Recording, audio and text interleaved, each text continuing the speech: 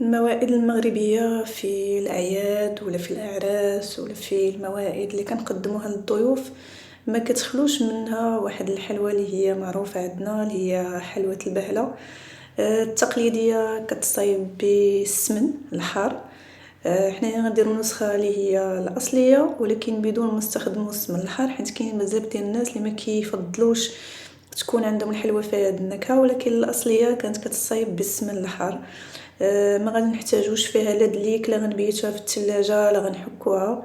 طريقة جد مبسطة وغتخرج معكم ناجحة 100%. اول شيء غنحتاجو 125 غرام من السكر حبيبات. غادي نحتاجو ربع ملعقة شاي من الملح. غادي نضيف عليهم 170 مل من الزيت النباتية،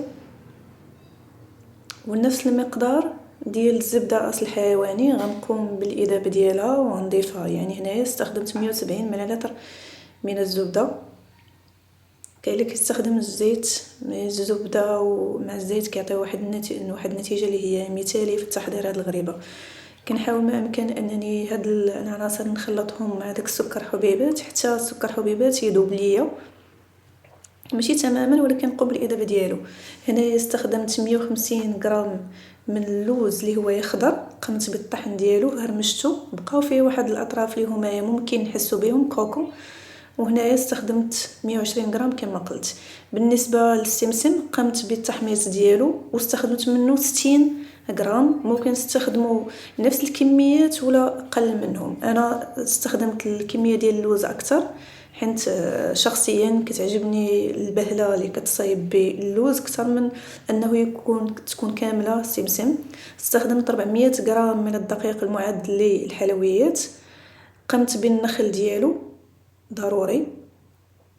من الاحسن انني نبدا البهله بهذه الطريقه، هي انني نحط السوائل عاد نضيف عليهم الدقيق. غنضيف 2 اكياس ديال الخميره ديال الحلويات اللي هي كتعادل 16 غرام. غنخلط العناصر وغنزيدها. علاش قلت بان من الاحسن اننا نبداو بالسوائل عاد نضيفوا الدقيق؟ حيت الانواع ديال الدقيق كتختلف، وكاينين انواع ديال الدقيق اللي هما يمتصوا السوائل اكثر من انواع واحده اخرى على حسب نسبه البروتين اللي كاينه فيهم. هنايا غنجمع العجين ديالي باليدين. كنبقى ندخل العجين في ديك العناصر السائله اللي هي الزيت والزبده حتى كتشكل ليا عجينه. هنا العجينه اللي غتشكل ليا كانت ناشفه غنضيف ملعقه زيت ولا ملعقه زبده. كانت في القوام الصحيح ما نحتاجش انني نضيف عليها اي شيء. القوام الصحيح هو انني مني نشدها ونكورها في اليد ديالي ما تفرتتش ليا، وانني نضغط عليها ما تشققش من الاجناب. يعني الا وصلت لهذا القوام صافي العجينه ديالي ما محتاجاش لشيء اخر.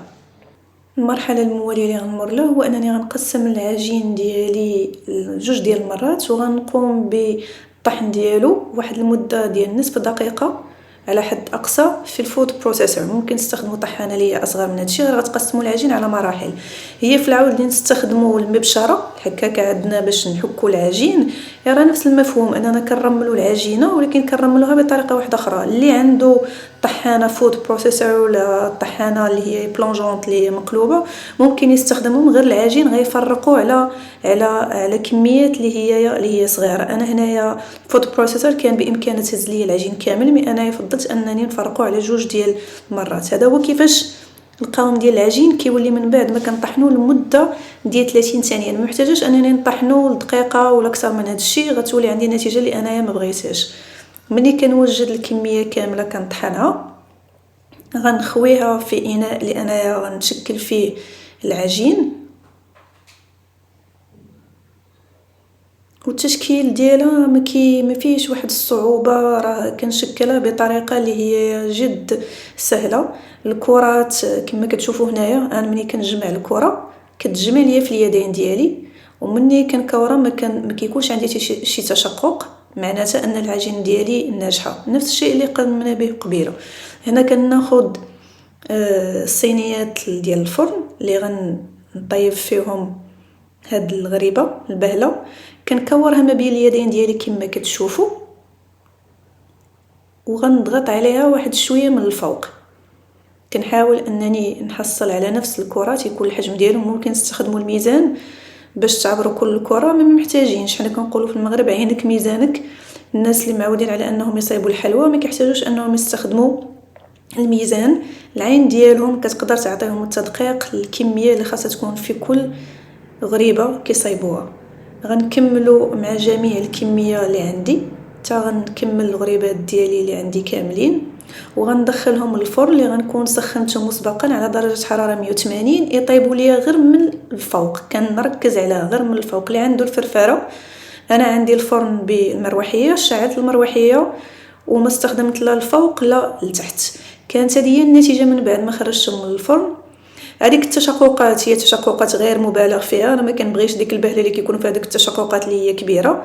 هذه بهله اللي هي الاصليه في المغرب. هادو التشققات اللي كنحصلوا عليهم. اللي عنده فرن غازي يشعل عليها غير من الفوق، كنأكد عليها على درجه حراره اللي ما كتفوتش 160 ولا على درجه حراره العافيه تكون مهيله.